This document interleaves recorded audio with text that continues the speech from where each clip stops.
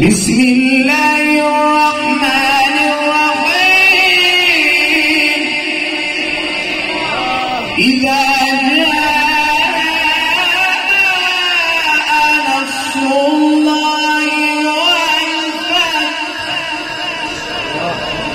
ورأيت الناس يدخلون في دين الله أفواجا